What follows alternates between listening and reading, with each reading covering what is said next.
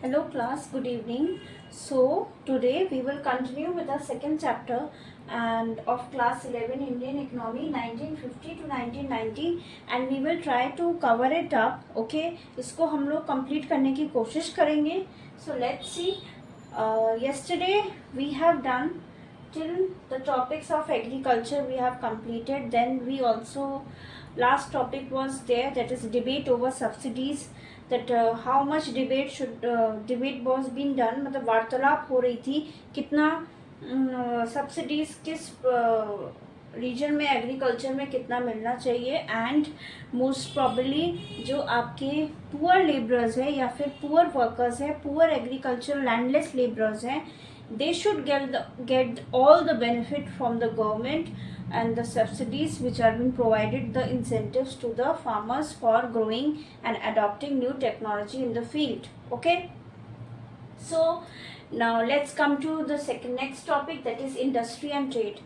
As you all know, in your capitalist economy you have three types of economy where you are talking about capitalist economy, your socialist economy and mixed economy. But there are three compositions of sectors of economy which contribute the structural composition of the economy of the nation, that is your agricultural sector, industrial sector and service sector, जो कि India का सबसे ज़्यादा part आपको पता है agriculture sector का था. But slowly because we need to get more employment, लोगों को रोज़गार देना बहुत ज़रूरी है और ज़्यादा से ज़्यादा रोज़गार एग्रीकल्चर से भी ज़्यादा आपको इंडस्ट्रीज़ में मिलता है. Okay, and during the colonial period you have studied in previous chapter also, मैंने आपको समझाया भी था प्रीवियस चैप्टर में, that we only have very narrow industries in our nation, that was jute and cotton.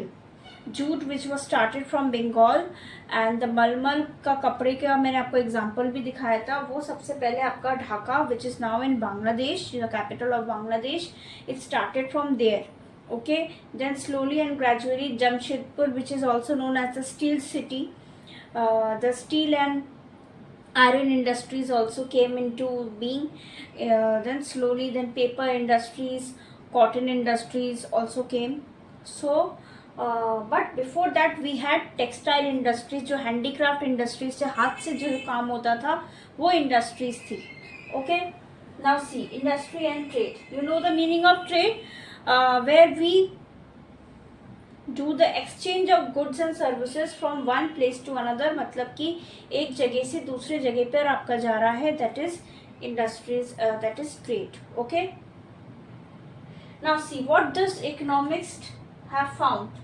Economists, अर्थशास्त्रियों को क्या मिला, have found that poor nations can only progress if they have a good industrial sector. अगर हमारे देश में, जबकि उस टाइम पे बहुत गरीबी आ गई थी after the colonial period, that the poor Nations can only progress if they have a good industrial sector. अगर अच्छा इंडस्ट्रियल सेक्टर होगा तभी हम लोग आगे बढ़ सकते हैं. Okay, so that's why in the 5-year plan, जो आपका 5-year प्लान है उसमें इंडस्ट्रीज सेटअप का बहुत ज़्यादा इम्पोर्टेंस, इम्प्लीमेंट करने का इम्पोर्टेंस दिया गया है. Industries setup should be done. Okay, and you know the industries provide more employment than agriculture and industries also help in modernization. Modernization के बारे में आपने 5-year प्लान में पढ़ा है, जो उनका सबसे one of the main goals है, that modernisation is very necessary, that if anything new comes to in the market, each and every industries should adopt the new technology for their progress into making their goods and services and growing more and more level, higher level of productivity.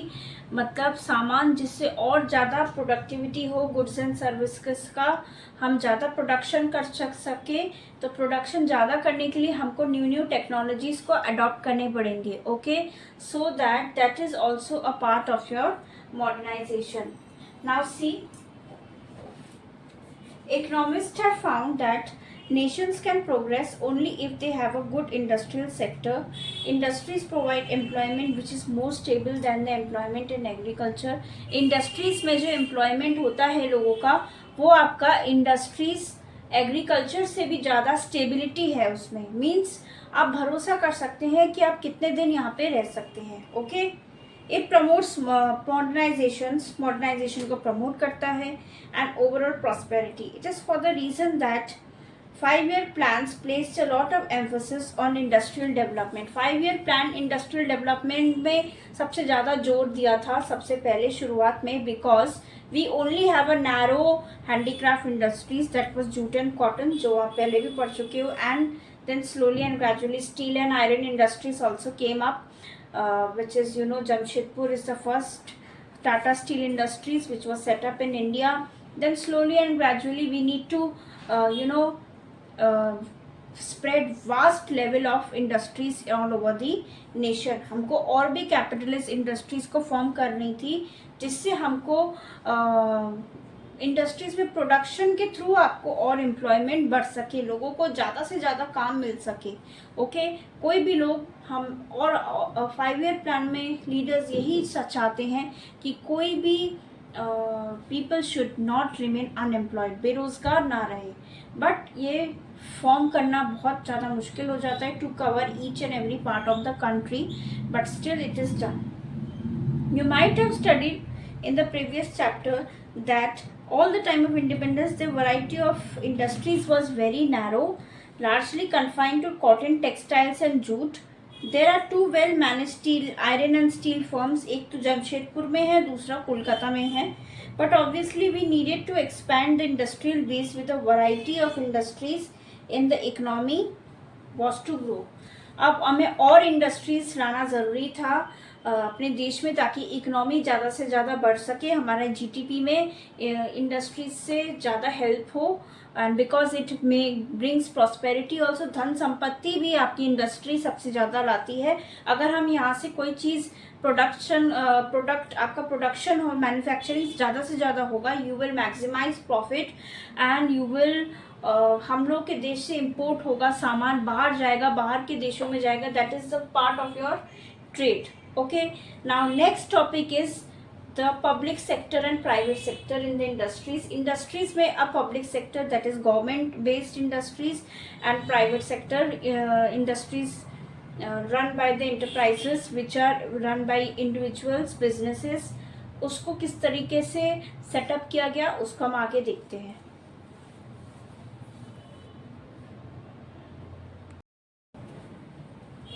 Okay, now what were the public sectors and private sectors doing in the industrial development? अब economics के लिए एक बहुत बड़ा question, एक बहुत बड़ा सवाल आता है माइंड में कि public sectors and private sectors जो है वो इंडस्ट्रियल डेवलपमेंट में हेल्प कैसे कर रहे हैं. Okay. Due to because now see, but starting the जो इंडियन इंडस्ट्रियलिस्ट से स्टार्टिंग में जो लोग इंडस्ट्रीज को सेटअप कर रहे थे, जैसे टाटा के आपके जमशेदजी टाटा सबसे बहुत ही इज़ वेरी पॉपुलर, तो उसका नाम आप लोग जानते हैं. जितने भी कॉटन एंड जूट इंडस्ट्रीज है उसके जो इंडस्ट्रियलिस्ट थे स्टार्टिंग में जिन्होंने स्टार्ट किया था, they did not have so much capital to to spread their industries in the vast form. Okay, so अब क्या करना पड़ा, अब उनके पास इतना कैपिटल और इतना वेंचर्स नहीं था to set up new industrial ventures in other states और in particular regions. So what did they do now, government decided. अब गवर्नमेंट ने उस टाइम पे क्या डिसाइड किया दैट जब क्योंकि इतना you don't have a capital to invest in the industries, किसी इंडस्ट्री को सेटअप करने के लिए इंडस्ट्रियलिस्ट के पास उस टाइम पे इतना पैसा, इतना कैपिटलिज्म नहीं था, इतना प्रोडक्शन नहीं था. So government took the commanding Heights of the economy which was totally vital for the economy, जो कि गवर्नमेंट के अंडर में आ गया. ओके, पब्लिक सेक्टर के अंडर में क्या आ गया, which was vital for economy. Okay, vital for economy सबसे ज़्यादा ज़रूरी है हमारे अर्थव्यवस्था के लिए. जो जो चीज़ें वो इंडस्ट्रीज जो है वो सेक्टर्स जो है पब्लिक के अंडर यानी कि आपके गवर्नमेंट के अंडर में आ गई. ओके, वो इंडस्ट्रीज आपकी गवर्नमेंट के अंडर में आ गई. okay, which was vital for the economy. And what was private sectors doing? Private sectors were supplementing the products.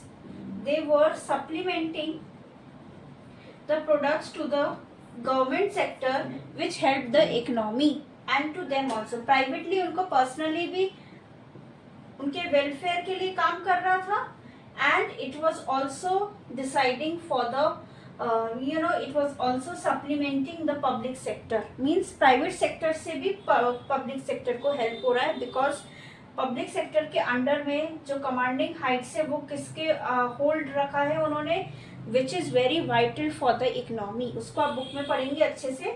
Okay, and then what happened, now you can see, ये सबसे ज़्यादा ये सारी चीज़ें कब हुई? The second 5 year plan. During the second 5 year plan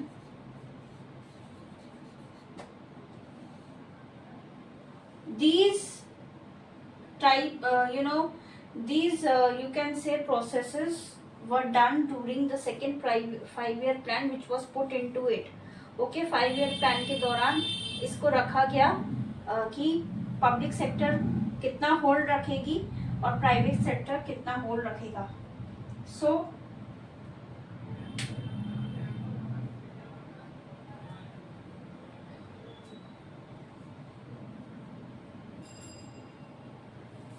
means जो leading private sector है वो सप्लीमेंट करेंगे पब्लिक सेक्टर की चीज़ों को, and this was done by this.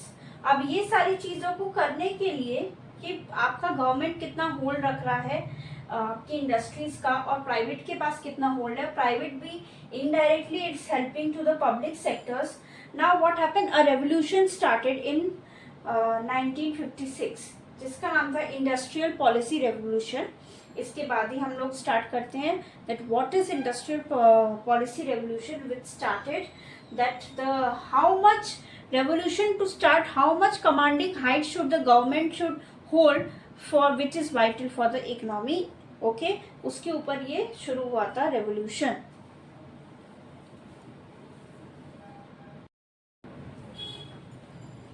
Okay, now जैसा कि मैंने बोला, the goal of controlling the commanding heights of an economy, to do that in accordance to control the commanding heights of the economy, IPR, that is Industrial Policy Revolution, in 1956 it was adopted. इसको adopt किया गया. okay, and it was done during the second 5 year plan. second 5 year plan में किया गया because during that time in the industrial development the your economy was categorized, industries was categorized into 3 sectors.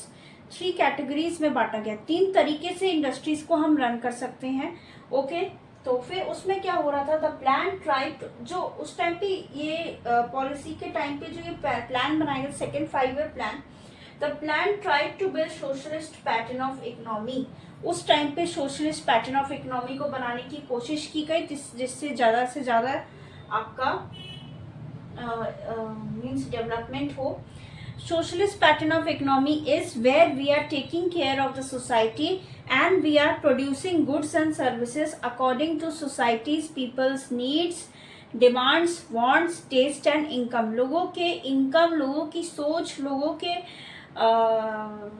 you can say choice, उसके according वहाँ पे production होना ज़रूरी है. ये चीज़ कब दिमाग में आई? During the industrial policy revolution during the second 5 year plan. Second 5 year plan के दौरान इस बात को इम्प्लीमेंट किया गया. Okay, now how was the plan categorised into 3 category. The first category, तो पहला कैटेगरी था which was public sector, where public sector governments were totally handling the totally handling the production of the economy in the industries which was very vital for the economy. Economy के लिए, हमारे अर्थव्यवस्था के लिए जितना ज़रूरी है वो गवर्नमेंट पूरी तरीके से अपने अंदर हैंडल कर रही थी. That was one category. Okay, one category ये रेजोल्यूशन के दौरान ही हुआ.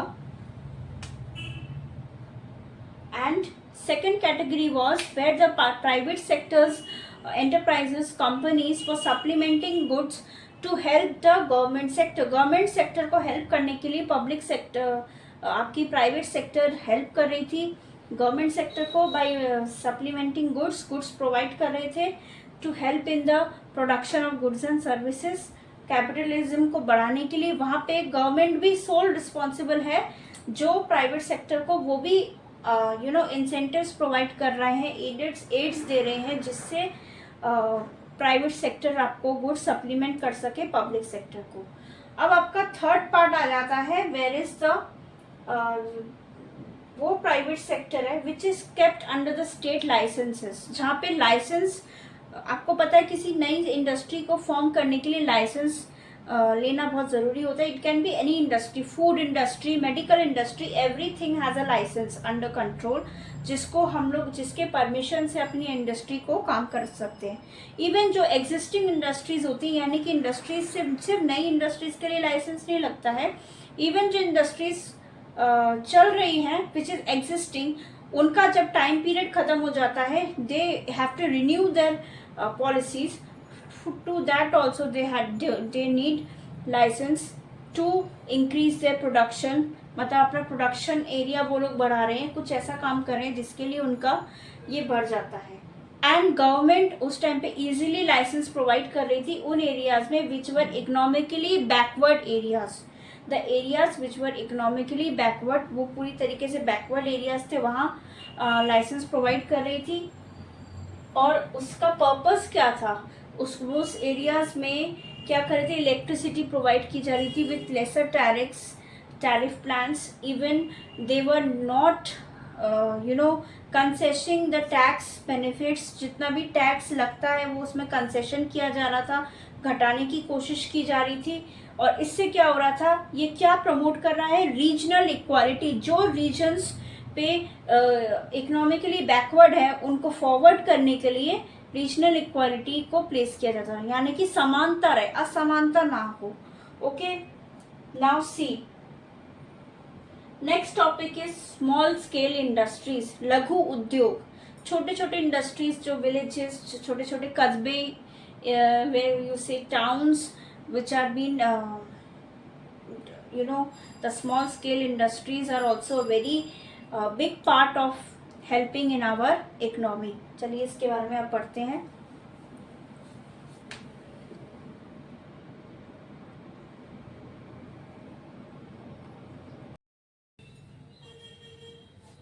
Okay, now let's talk about small scale industries, जो जिनको हम लोग हिंदी में लघु उद्योग भी कहते हैं। Okay, so small scale industries जो है 1955 के दौरान फॉर्म हुई through the small scale industry communities, village communities, also called as scarf community, to promoting rural development. गांव और दूर दराज के इलाकों में डेवलपमेंट के लिए, यानी कि आपकी ग्रोथ और डेवलपमेंट के लिए क्या किया गया, स्मॉल स्केल इंडस्ट्रीज को फॉर्म किया गया। ओके, जिससे आपकी काफ़ी हद तक एम्प्लॉयमेंट लार्ज स्केल इंडस्ट्रीज से ज़्यादा इस पर हो रही थी। अब यहाँ पर स्मॉल स्केल इंडस्ट्रीज का मतलब क्या है, it is defined to the reference, यानी कि maximum investment allowed to the asset per unit के हिसाब से जितना मैक्सिमम इन्वेस्टमेंट अलाउ किया जाता है वो आपका स्मॉल स्केल इंडस्ट्रीज होता है। ओके, स्मॉल स्केल इंडस्ट्रीज उस टाइम पे फॉर्म हुई और ये काफ़ी हद तक काफ़ी एरियाज़ में बढ़ने लगा। इससे एम्प्लॉयमेंट ज़्यादा से ज़्यादा मिल रहा था, क्योंकि यहाँ एम्प्लॉयमेंट आप लोग देख पा रहे थे leaders that large scale industries से भी ज़्यादा होने लग गया।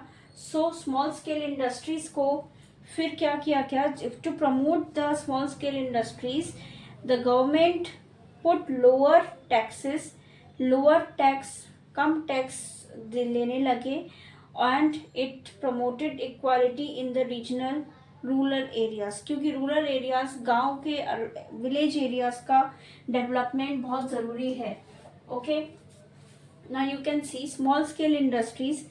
ओके, इन 1955 द विलेज ये हो चुका है आपका, and this time the limit change, फिर एक लिमिट चेंज हो गया। पहले क्या था, maximum investment allowed on the assets of a unit. This limit changed over a period of time.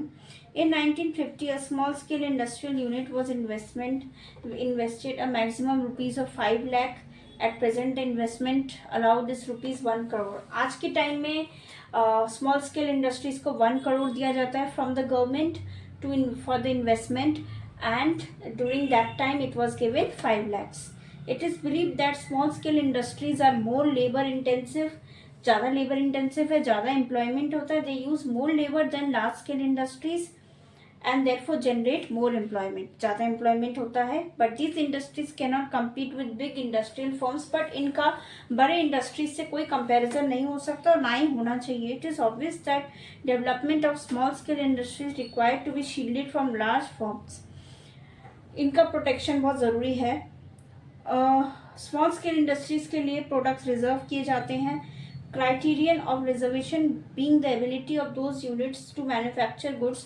उस हिसाब से गुड्स का मैन्युफैक्चरिंग प्रोडक्शन होता है. They also give concession such as lower excise duty. Lower excise duty tax दी जाती है और बैंक लोन्स भी उनके लोअर इंटरेस्ट पे लिया जाता है. Okay, this is your topic. Now the next is trade policy import substitution. Okay, next topic is import policy, import substitution.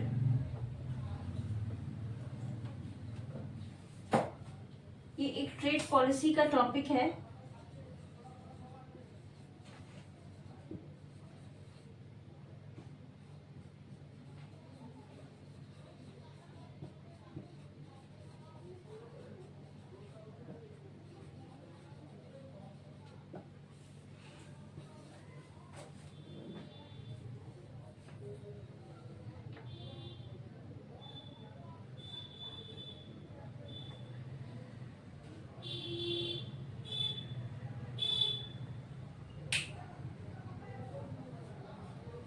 Okay, now see what is import substitution. Trade policies होती हैं बहुत सारी industries में, और जिनको policies and norms which are to be followed by people of the industrialist को follow करना चाहिए आवर गवर्नमेंट. एंड अब देखिए इम्पोर्ट सब्स्टिट्यूशन क्या है.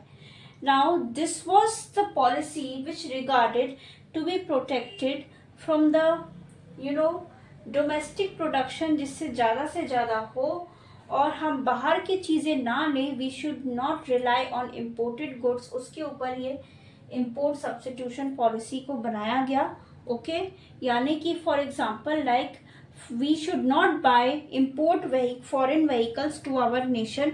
Instead of that we will produce vehicles in our own nation. हम खुद के देश में खुद प्रोडक्शन करेंगे, अपने देश में न्यू व्हीकल्स बनाएंगे, जिससे ज़्यादा से ज़्यादा एम्प्लॉयमेंट हो, ग्रोथ हो, डेवलपमेंट हो, मॉडर्नाइजेशन हो. बिकॉज हम व्हीकल्स बनाएंगे, we need to adopt new technologies, but we will not rely on other nations from the domestic production. उससे प्रोटेक्शन के लिए इम्पोर्ट सब्स्टिट्यूशन की पॉलिसीज़ को फॉर्म किया गया. ओके, नाउ सी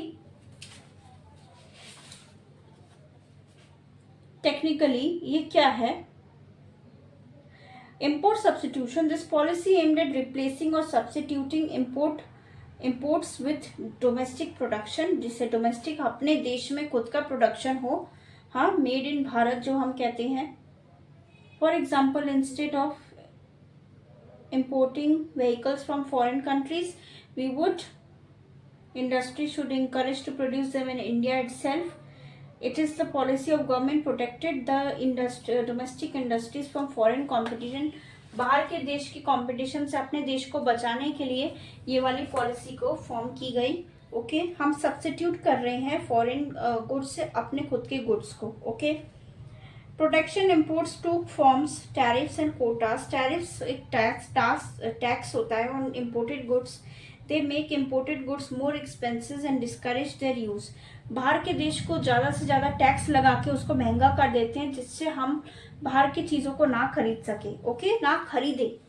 कोटास क्या है? Quotas are special reservation specify the quantity of goods which can be imported, मतलब कितना क्वांटिटी में हम गुड्स इम्पोर्ट करेंगे, कितना बाहर से लेंगे, उस पर एक कोटा रख दिया, मीन्स रिजर्व कर दिया उतने एरिया को. Okay.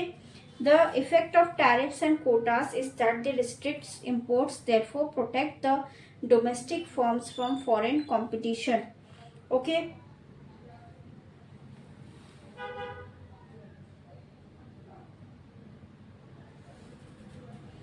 Now next is effect of policies on industrial development. इससे क्या हुआ, अब effect of policies of industrial development में शुरू के 7 5 ईयर प्लान में हम लोगों ने main 4 goals of our 5 year plan, that is growth, modernization, self reliance and equity को मतलब सबसे ज़्यादा माइंड में रखते हुए हम लोगों का काफ़ी इम्प्रेसिव जीडीपी देखा गया. 6% growth in GDP during 1950s to 1960s 70s. Okay. उस दौरान क्योंकि industrial sectors were more coming up and they were forming, they were not limited to till only cotton and textile industries, cotton और jute industries तक limit नहीं थे. Now the industries were growing more and more, like not only they were limit through cotton और jute और iron और steel industries, now they were growing more and more industries because government was helping through subsidies. Government ने फिर ये trade policy protection दिया, domestic production को protection देने के लिए इम्पोर्ट सब्स्टिट्यूशन पॉलिसीज फॉर्म करी, जिससे हम लोगों ने खुद के देश में काफ़ी ज़्यादा कैपिटल को बढ़ाया and we produce more and more goods in our country. Okay. उससे हम लोगों ने अपने देश में काफ़ी चीज़ें बनाई. You can see in this book.